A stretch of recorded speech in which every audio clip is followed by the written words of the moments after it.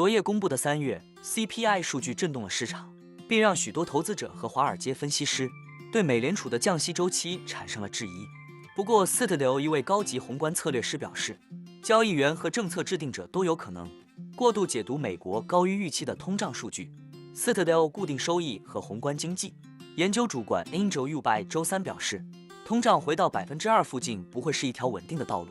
我们看到了路上的颠簸，而这只是游戏的一部分。他补充说，除非出现政策错误，否则我们应该会看到通胀逐渐向2%靠拢。美国周三公布的数据显示，3月份核心 CPI 环比上涨0.4%，高于预期。该报告发布后，美国国债收益率飙升至年内迄今的高点，掉期交易商迅速调整了对美联储今年降息的预期。目前预计美联储将降息约40个基点，低于周二的约65个基点。美元对10国集团所有货币均走高。许多分析师在这份报告公布后纷纷修改预期，认为美联储今年只会有1到2次降息，甚至有可能不降息。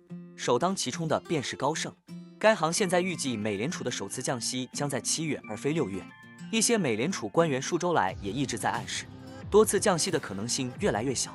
美联储倾向于今年降息，但就业市场的强劲表现和近期通胀的上升，给了美联储保持耐心的回旋空间。牛津经济研究院首席美国经济学家 Ryan Sweet 在一份分析师报告中写道，美联储主席鲍威尔一直明确表示，只有在通胀下降时才会降息。即使在1月份，当通胀率从前一个月的3.4%降至3.1%时，鲍威尔也明确表示，他需要看到通胀率在一段时间内更低，他才会批准降息。鉴于迄今为止美联储在抑制物价增长方面取得的进展，即使通胀率保持在略高水平，美联储也可以降息。但美联储需要对自己的预测更有信心，最终的宽松政策将抑制失业率的上升。最后，我们总结一下，美联储可以稍微放松一点。如果政策在太长时间内过于紧缩，我们就会面临劳动力市场崩溃的风险。那我们今天的内容就先分享到这里。如果您有房产买卖委托或是相关问题，都欢迎留言私讯我。